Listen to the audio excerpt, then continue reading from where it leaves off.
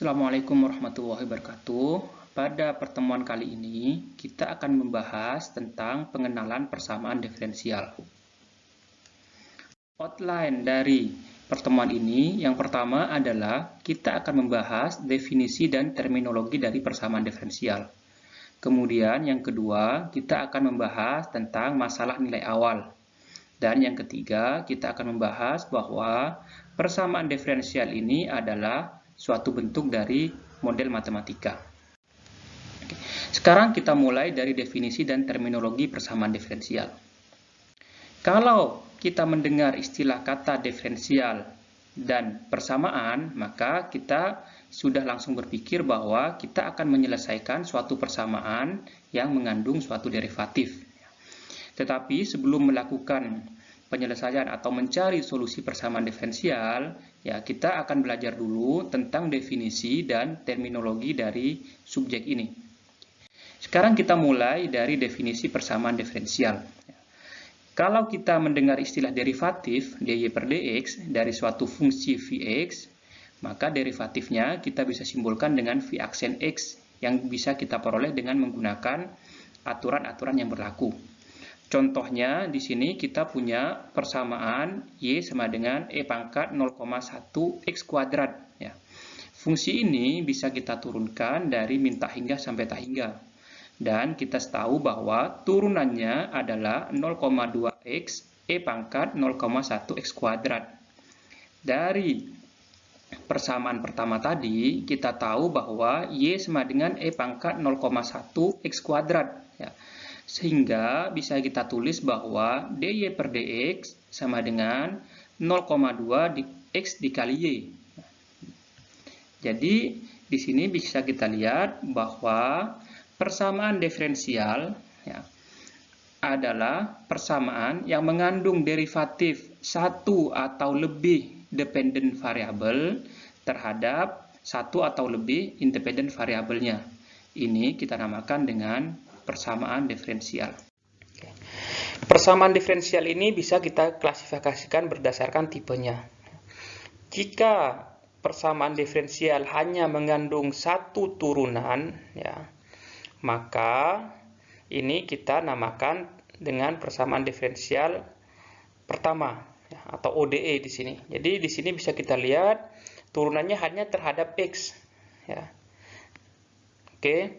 Ini juga sama, turunannya hanya terhadap X, dan yang terakhir turunannya hanya terhadap T. Jadi diturunkan terhadap satu buah independent variable. Yang kedua adalah persamaan diferensial parsial. Di sini, kalau dependent variabelnya diturunkan terhadap dua atau lebih independent variable.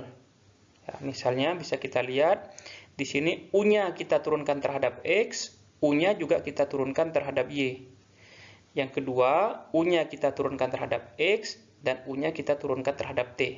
Jadi ada dua buah independent variable.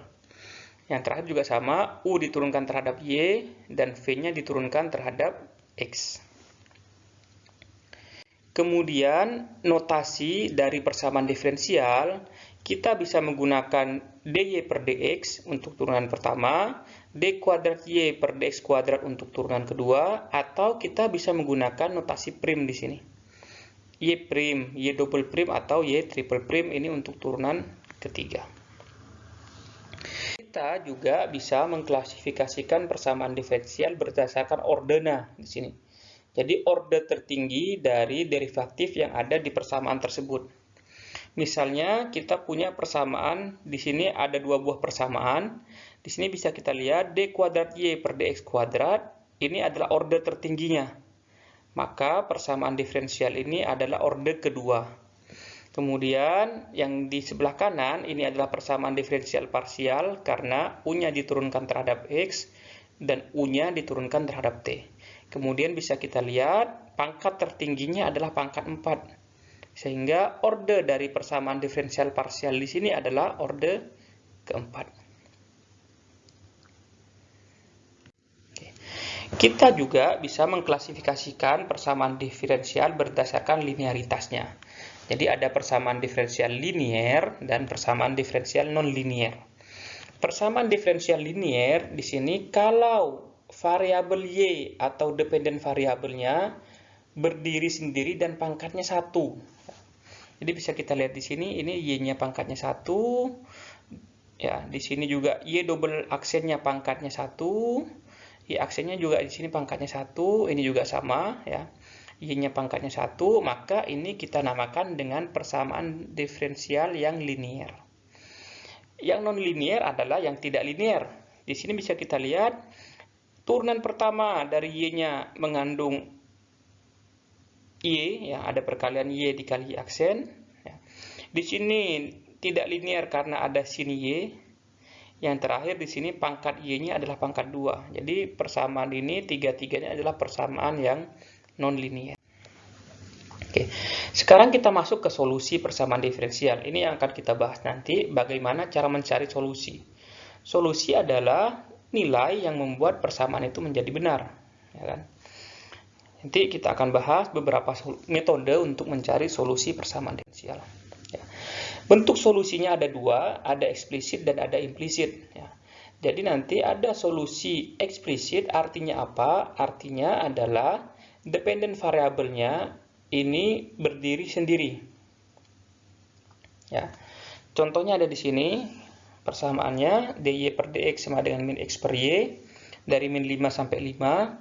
Kita bisa menulis solusi dari persamaan ini dalam bentuk implisit maupun eksplisit. Kalau implisit berarti Y-nya tidak berdiri sendiri, kalau eksplisit di sini Y-nya berdiri sendiri. Kemudian kita juga bisa menyelesaikan sistem persamaan diferensial. Jadi beberapa persamaan yang harus diselesaikan dalam satu kesatuan. Nah, ini tidak akan kita bahas di sini, tapi nanti akan kita bahas di mata kuliah di tingkat berikutnya. Oke. Berikutnya adalah masalah nilai awal. Jadi kita ingat ketika kita mengambil mata kuliah kalkulus 1, bahwa kalau kita mengintegral suatu persamaan, maka akan muncul konstanta. Untuk menghilangkan konstanta tersebut, maka kita harus memberikan kondisi batas atau kondisi nilai awal. Nanti kalau persamaan diferensialnya orde pertama, maka kita hanya perlu satu buah kondisi inisial. Tetapi kalau persamaan diferensialnya orde kedua, maka kita perlu dua buah kondisi inisial di sini. Oke. Berikutnya kita akan belajar tentang persamaan diferensial sebagai model matematika. Jadi kita bisa membuat model dari problem fisik yang ada di dunia ini. Ya. Caranya yang pertama adalah kita membuat asumsi dan hipotesa terlebih dahulu. Kemudian dari asumsi dan hipotesa ini kita buat model matematiknya. Dan biasanya bentuknya adalah persamaan diferensial. Ya. Kemudian persamaan diferensial ini kita selesaikan ya, dengan metode-metode yang akan kita pelajari. Mendapat solusi, dari solusi ini kemudian kita cek ya, model kita dengan fakta-fakta yang ada, apakah sudah sesuai atau tidak. Kalau tidak sesuai, ya kita ubah lagi asumsi dan hipotesa kita, dan seterusnya. Jadi proses ini akan berulang-ulang.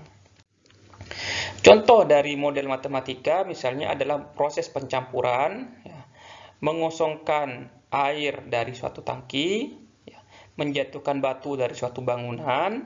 Ini juga bisa kita tulis dalam bentuk model matematik yang berupa persamaan diferensial.